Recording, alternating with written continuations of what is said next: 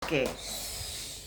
Hari ini kita akan bersama-sama mendengarkan cerita tentang bagaimana negara lain merayakan Hari Raya Idul Fitri. Judulnya apa tadi? Bagaimana negara lain merayakan Hari Raya Idul Fitri. Bagaimana ya? Ada yang tahu? Putri tahu? Tasya tahu? Kira-kira dong, sholat Idul Fitri nggak, Seng? Terus kira-kira dong bikin rendang nggak, Seng? Dong bikin opor nggak, Seng? Ada yang bikin buras di rumah? Ada. Kira-kira negara lain bikin buras nggak, Seng? Bikin. Supaya kadang tahu, marilah kita bersama-sama mendengarkan cerita ini. Apakah semua orang merayakan Idul Fitri dengan cara yang sama? Tidak. Kenapa? Apa yang beda nih? Di Indonesia, biasanya orang merayakan Idul Fitri dengan pulang kampung untuk berkumpul bersama keluarga, atau yang bisa dikenal dengan sebutan mudik. Orang tua akan memberi uang sebagai hadiah. Kemarin siapa yang dapat ampau? Dapat THR semua nih. Anak-anak kecil yang dapat THR lebih orang besar lagi. Betul itu. Di Indonesia juga ada tradisi makan ketupat dengan opor ayam. Keisha bikin opor. Ketupat. Lawannya apa? Ketupat dimakan sama apa, Nak? Daging ayam. Sate. Widih. Masya Allah, enak itu. Itu sudah ya. Terus bagaimana dengan negara lain? Kalau di Indonesia biasanya tradisinya pulang, tradisinya bikin opor ayam, bikin ketupat. Apakah negara lain juga sama? Tidak. Apa yang membedakan kita dengan negara lain? Nah, di Malaysia, Singapura, dan Brunei Darussalam, Idul Fitri dikenal dengan sebutan Hari Raya Puasa. Hari Raya Puasa. Jadi di negara tadi, Malaysia, Singapura, Brunei Darussalam, itu dong saya bilang Idul Fitri, tapi dong bilang Hari Raya Puasa. Oke. Atau Hari Raya Aidil Fitri. Tapi biasanya lebih dikenal dengan Hari Raya Puasa. Saat malam sebelum perayaan, masjid-masjid mengumandangkan takbir. Mereka juga saling mengucapkan salam Aidil Fitri dan maaf zahir dan batin. Kalau di Indonesia ada tuh? Mohon maaf lahir dan batin. Sebagai ungkapan permohonan maaf kepada sesama. Hore, esok hari raya puasa. Jadi ketika besok mau lebaran semuanya bergembira. Hore, esok hari raya puasa. Yeay, besok hari raya Idul Fitri. Ada yang kemarin ikut takbiran nggak, Seng? Ikut? Ada. Habis ikut di mana? Ikut di mana kemarin? Terus biasanya kalau malam takbir itu dong baca apa? Allahu Akbar, Allahu Akbar, Allahu Akbar, La ilaha illallah, Wallahu Akbar. Terus besoknya semua orang melakukan salam Idul Fitri. Mohon maaf lahir dan batin. Masya Allah. Selain itu, adakah negara lainnya yang juga merayakan Idul Fitri? Tadi kan ada Malaysia, Singapura, Brunei, terus Singapura. Terus ada lagi nggak negara lain yang merayakan Idul Fitri? Ada. Kalau di sini diceritakan, tentu saja ada, Riko. Misalnya di Bangladesh, di India, di Pakistan, yang mana untuk Hari Raya Idul Fitri di India, di Bangladesh, dan Pakistan itu mereka menyebutnya dengan malam sebelum Idul Fitri dengan sebutan Chanrat. Apa tadi?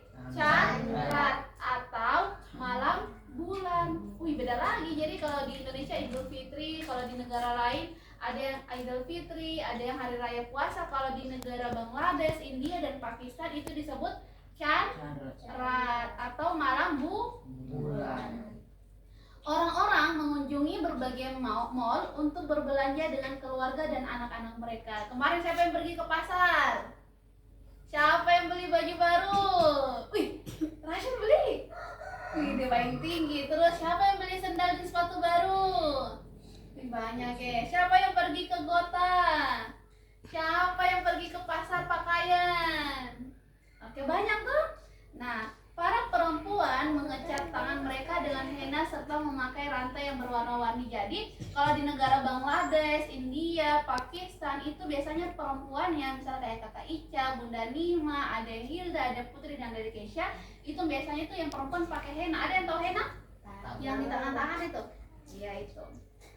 Serta memakai rantai yang berwarna-warni. Jadi mereka bilangnya Hari Raya Idul Fitri diganti dengan canrat gitu. Dari baju. Nah, paginya itu kan malamnya toh. Paginya mereka melaksanakan sholat sunnah Id atau yang disebut dengan Eidgah. Nah, jadi kalau di negara lain selain di Indonesia, itu mereka menyebut sholat Idul Fitri atau sunnah Id dengan sebutan Eidgah. Jadi nanti kalau misal adik-adik sudah besar terus dengar di negara lain tuh mereka ada bikin sholat Eidgah, jangan takut, maksudnya jangan bingung karena itu sebutan lain dari sholat Idul Fitri. Setelah sholat mereka saling bertamu, mereka juga saling mengucapkan selamat. Yang paling populer adalah mengucapkan Id Mubarak. Id Mubarak sama kayak misalnya kita mengucapkan selamat Idul Fitri.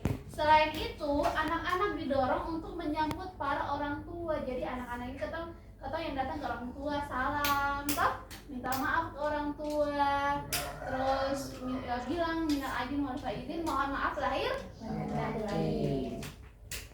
Nah, biasanya mereka akan mendapatkan hadiah uang yang disebut AD. Nah, kalau di sini kan biasanya anak-anak sebutnya apa? THR atau tunjangan hari raya. Kamu sudah tunjangan tuh masih kecil terus dapat tunjangan. Nah, tapi kalau di negara lain itu disebut dengan sebutan AD.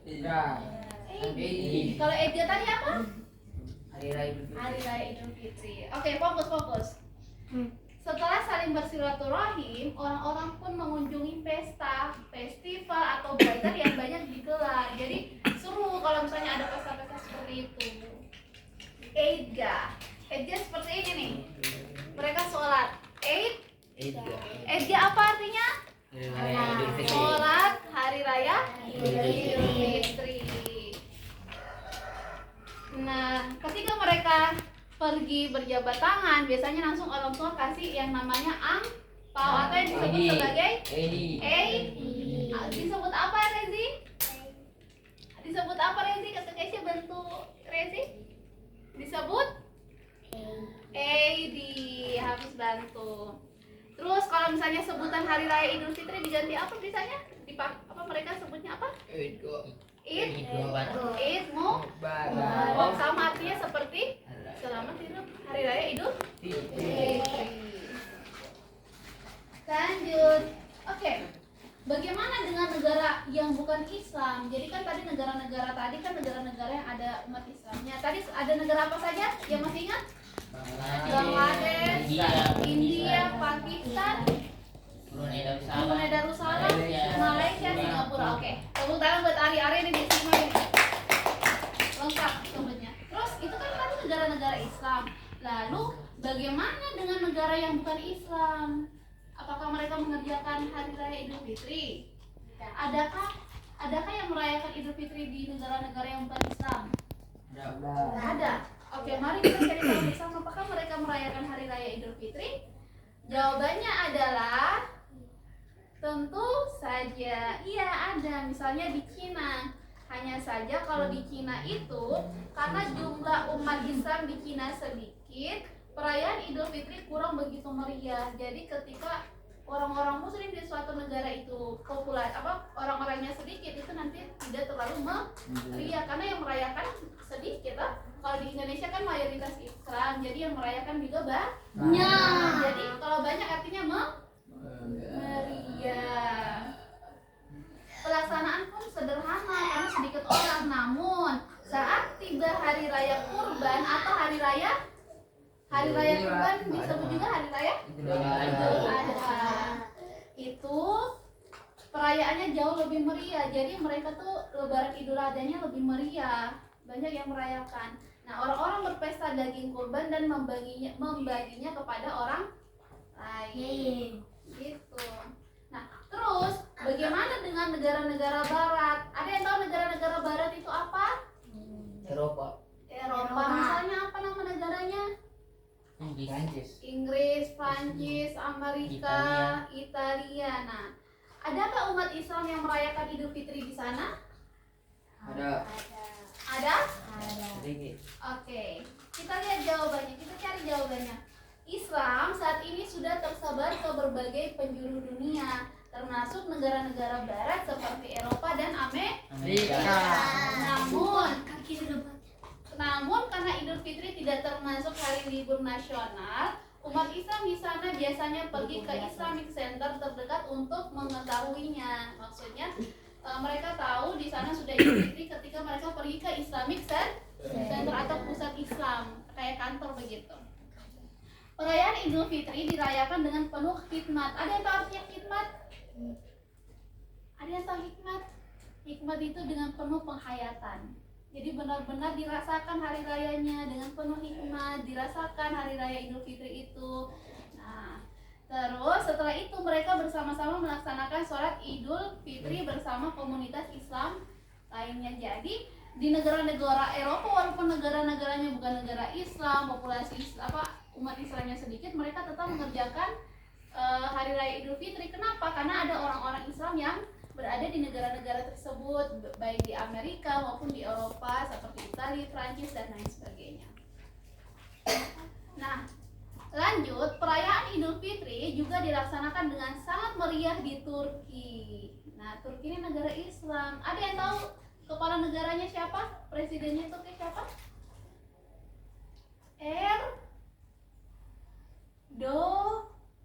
Erdogan. Perayaan Idul Fitri juga dilaksanakan dengan sangat meriah di Turki. Negara yang terletak di Eurasia ini mayoritas penduduknya beragama Islam, negara Islam. Seperti halnya di Indonesia, masyarakat Turki juga memiliki sebutan khusus untuk Idul Fitri. Jika di Indonesia kita menyebutnya dengan sebutan Lebaran, masyarakat di Turki menyebutnya dengan sebutan Bayram. Jadi kalau di Indonesia sebutannya itu Lebaran, di Turki sebutannya itu Bayram.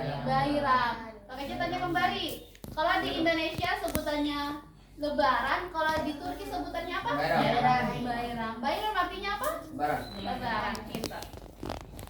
Mutlu Bayramlar. Oh, jadi kalau semisal mereka mengucapkan ini nih, mereka mengucapkan selamat Idul Fitri, mereka bilangnya kayak gini.